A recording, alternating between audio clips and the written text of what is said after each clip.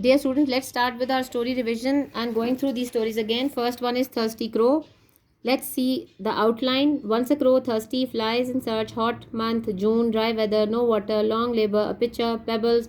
Water rises up, quenches his thirst, and goes away. Moral is necessity is the mother of invention, or where there is will, there is way. Once there was a crow. He was very thirsty.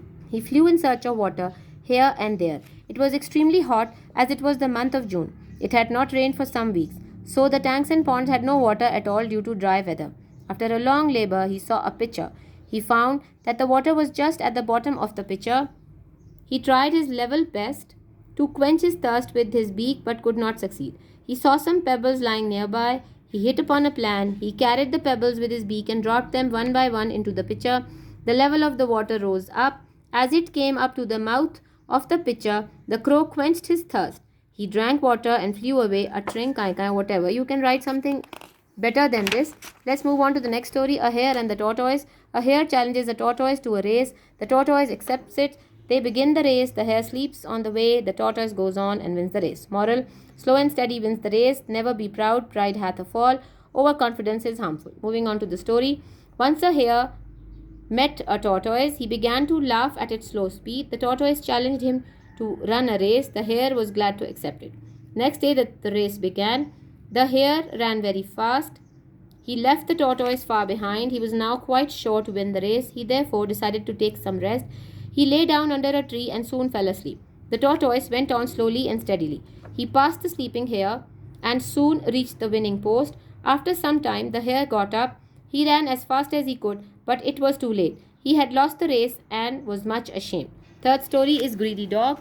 Outline: once a greedy dog, a piece of meat, goes away, stream by the bridge, crystal clear water, reflection, another dog barks, falls down, and the piece of meat is lost. Moral is greed is a curse. Be content with what you have. Story: once upon a time there lived a dog in a town. He was very greedy. He stole a piece of meat from a butcher's shop. He was very greedy, so he was very worried about eating it. He didn't eat it at that time, and he wanted to go home and have it. He wanted to eat it alone, so he decided to go away from the town to the open fields. On the way, he crossed a stream by a bridge. The water of the stream was crystal clear. The dog saw his own reflection in the water. He thought that there was another dog in the stream having a piece of meat in his mouth, and he felt as if that piece was much bigger. He wanted to eat that piece too.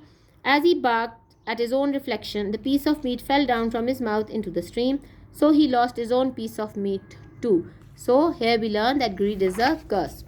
A woodcutter and the god Mercury. Once a woodcutter goes to the jungle, wood market fell down. God Mercury comes, or we have studied in other storybooks. Angel comes, dejected. Then again he requests the angel to go down and look for his axe. The angel brings a golden axe, then a silver axe, and then he brings out a wooden axe, and the woodcutter says the gold and silver axe are not his, only the wooden axe is his. And the angel is impressed by his honesty and gives him all three axes. Now, moral is honesty is the best policy. Virtue has its own reward. Once there was a woodcutter. He lived in a village. He used to go to the jungle to cut wood. He sold it in the market and earned his living. Thus, he fed his family. One day, he was cutting some wood on the bank of a river. His axe fell down into the river. He felt very dejected. An angel appeared. He asked him, "Why are you sad?" The woodcutter said, "I have lost my axe with which I earned my daily bread." The angel dived into the deep water and brought out a golden axe. The woodcutter refused to own it. The angel dived again and brought out a silver axe. The woodcutter again refused, saying that my axe was not made of gold or silver. It was just a wooden axe made of iron. The woodcutter felt very happy to see. Next time the angel went in and brought out the wooden axe. The woodcutter felt very happy to see his axe and said, "That's my axe." The angel was so impressed with his honesty that he gave him the other two axes as a reward for his honesty. Next is a little fish. A fisherman catches a fish. It asks him to let it go, promises to be caught when it is a little bigger. He does not agree, carries home. Moral: a bird in hand is worth two in the bush. Once a fisherman caught a small fish. The fish said to him, "Please let me go. I am too small for now. I shall grow bigger in a few months. You can catch me then." The fisherman said, "No doubt you will be bigger after some months, but I shall not be able to catch you." Again, a little fish is better than no fish. Saying this, he put the fish in the bag and carried it home, where his wife cooked it for his dinner. Next is haste makes waste. Story is, once there was a hunter. He had a beautiful hound. One day the hunter went out for hunting. He did not take the hound along with him. It was left at home with his son. When the hunter came back, he found his son missing.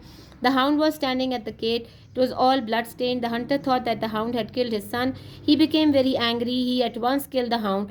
After this, he saw bloodstains everywhere in the house. He was very sad and surprised. After some time, his son came out of his room. He told his father all about the happening. He told that a hungry wolf had come into the house to eat him, but the hound attacked it in time and killed it. Hearing this, the hunter began to cry, as in his haste he had killed his faithful hound. Haste makes waste. Next is the king and the spider. King Bruce was in a cave. He sees a spider. He was very dejected because he had lost a battle. But he saw a spider falling. It tried again and again, and eventually the spider succeeded. King Bruce got a message from this, and he came back, fought again, and won the battle. Robert Bruce was the king of Scotland. He was defeated by the king of England. He ran away to a forest. He hid himself in a cave. There he saw a spider falling down from the ceiling. It tried to climb up again but fell down. It might have tried 8 such attempts and faltered. It did not lose heart. It tried once again and this time reached its web. It was a lesson for the king. He made up his mind to fight again. He gathered a large army, defeated the English, and drove them out of his country. And the moral of the story is try again. I hope these stories have been helpful. I'll send you more. Go through them, revise your papers, the past papers, these stories, the applications, everything well, and best of luck.